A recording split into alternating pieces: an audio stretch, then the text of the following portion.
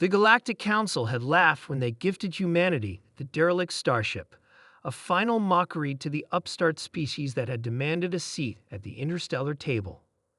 Let them have the Forsaken, Elder Trell had declared to unanimous approval, a floating coffin to match their hubris. The Forsaken was ancient, predating even the oldest Council races, a massive, decommissioned warship from a forgotten era. It had drifted along the edge of Council space for millennia. Countless species had attempted to repair it. All had failed. Its systems were incomprehensible. Its hull breached in a dozen places. Its power core dormant for longer than human civilization had existed. Captain Mark Reed stared at the enormous vessel through the view screen of the human diplomatic shuttle. Beside him, Engineer Tom Wilson whistled. "They really did give us garbage," Tom said. Mark nodded, his jaw set. "They expect us to fail, to crawl back begging for proper technology." "What do we do, Captain?" Mark's eyes narrowed. "We do what humans have always done. We adapt." The first 6 months were brutal.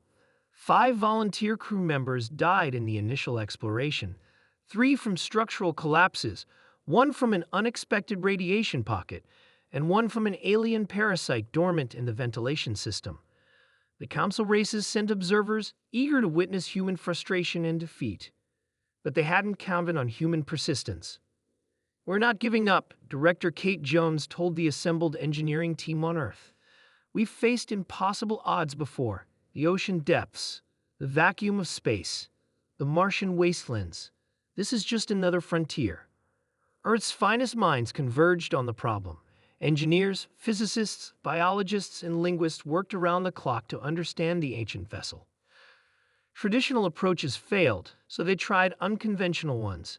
They brought in artists to study the ship's design patterns, archaeologists to interpret its purpose, children to imagine how its creators thought. 1 year in, they had their first breakthrough. "It's not broken," announced Lisa, a quantum physicist who had spent months studying the dormant power core. "It's waiting." The ship, they discovered, wasn't designed to be operated. It was designed to be communicated with, not through language or code, but through harmonic resonance. The entire vessel was essentially a massive sentient instrument. "It's alive," Tom explained to the increasingly concerned Council observers. "Not biologically, but in a way we're just beginning to understand." When they played the first correctly calibrated frequency sequence through the ship's hull, lights flickered on for the first time in eons. The Council observers departed shortly after, their reports filled with warnings. By the end of the second year, humans had awakened roughly 30% of the ship's systems. They discovered vast libraries of knowledge stored in crystalline matrices, propulsion systems that bent space rather than moving through it, defensive capabilities that could redirect the energy of an attacking weapon. The Council convened an emergency session. "We must reclaim the vessel," Elder Trell insisted. "The humans are meddling with forces beyond their comprehension." But it was too late. The Forsaken, renamed the Phoenix by its human crew, had bonded with them. When the Council sent warships to seize it by force, the Phoenix simply vanished, reappearing in Earth orbit moments later. "The ship chose us," Mark explained in an emergency broadcast to Earth's population. "Not because we're special, but because we were willing to listen." In the third year, the Phoenix began to transform. Its breached hull self-repaired. Its dormant systems awoke one by one. And most remarkably, it began to adapt to human needs, creating environments that supported human life throughout its vast interior. "It's learning from us as we learn from it," Kate observed. "A true symbiosis."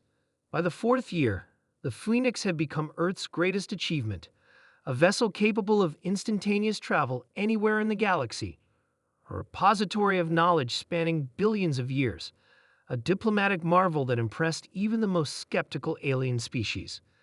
The Galactic Council found itself in an uncomfortable position. The humans they had attempted to humiliate now possessed the most advanced ship in known space, and were using it not for conquest, but for exploration and peaceful contact with dozens of previously unknown civilizations. "We request a formal seat on the Council," Mark announced at the 10-year anniversary of receiving the ship, "not for humanity alone, but for all emerging species who deserve a voice." Elder Trull, now aged and diminished, could only nod in acceptance. What had begun as a cruel joke had transformed the balance of power in the galaxy. The Phoenix hovered above the council chambers, its once decayed hull now gleaming with impossible geometries and pulsing with colors no council race had ever seen. Inside, 1,000 human crew members worked alongside representatives from 20 other young species, all invited aboard by humanity. They gave us a floating coffin, Tom remarked to Mark as they watched the council chambers from orbit. Mark smiled, and we turned it into a marvel. In the vast reaches of space, other ancient vessels began to stir, awakened by the Phoenix's call. The age of human isolation was over. The era of human innovation had just begun. The council races would learn what humanity had already discovered. Sometimes the greatest treasures are hidden in what others discard, and the greatest strength lies not in technological superiority, but in the willingness to try when all others have given up.